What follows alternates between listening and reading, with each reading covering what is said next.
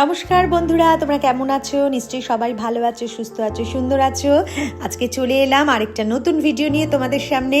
আজকে তোমাদের সাথে শেয়ার করব দই কাতলা। কাতলা মাছ তো আমরা অনেকভাবেই খাই, তাই আজকে একটু তোমাদের অন্যভাবে দেখানোর চেষ্টা করলাম, যেটা দই কাতলা।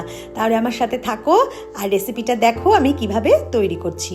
প্রথমে কাতলা মাছের পিসগুলো নিয়ে নিয়েছি, ধুয়ে একটু হালকা নুন হলুদ মাখিয়ে নিয়েছি, বেশি দেবে না। এবারে কড়াইতে সর্ষের তেল দিয়ে তার মধ্যে মাছগুলোকে ভালো করে এপিটোপিট করে ভেজে নেব। খুব কড়া করবে না, হালকা করবে।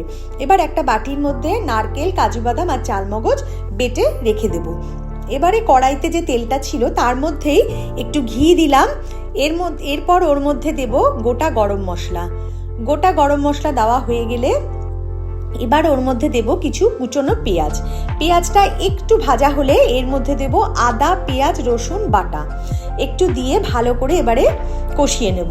যখন তেলটা একটু ছেড়ে যাবে তখন দেব তার মধ্যে যে বাটাটা করে রেখেছিলাম, কাজু বাটার, ওই পেস্টটা দিয়ে দিলাম। দিয়ে ভালো করে এবারে মিশিয়ে নেব।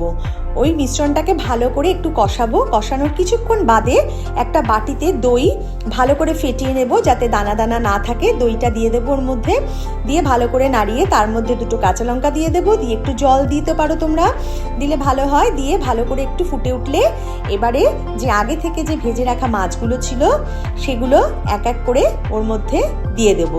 দিয়ে সামান্য কিছুক্ষণ রাখবো, এপিটোপিট করে দেবো যাতে মাছের মধ্যে মশলাটা ঢুকে যায়। এবার এর মধ্যে স্বাদ এবং পরিমাণ মতো নুন আর চিনি দিয়ে দিলাম। দিয়ে ভালো করে আরেকটু নাড়িয়ে নামানোর আগে ওপর থেকে একটু গরম মশলা ছড়িয়ে দিলাম, দিয়ে নামিয়ে নিলাম। গরম গরম এইভাবে তোমরা খাবে, ভাতের সাথে খেতে পারো, ফ্রাইড রাইসের সাথে খেতে পারো, ভীষণই ভালো লাগবে। একঘেয়ে কাতলা মাছ খেতে ভালো লাগে না, তাই এইভাবে বাড়িতে তোমরা ট্রাই করে দেখতে পারো এবং কেমন খেলে জানাতে কিন্তু একদম ভুলো না। তাহলে আমার ভিডিওগুলো কেমন লাগছে তোমরা নিশ্চয়ই জানিও। আর নেক্সট দিন নতুন কোনো ভিডিও নিয়ে তোমাদের সামনে আবার হাজির হয়ে যাব।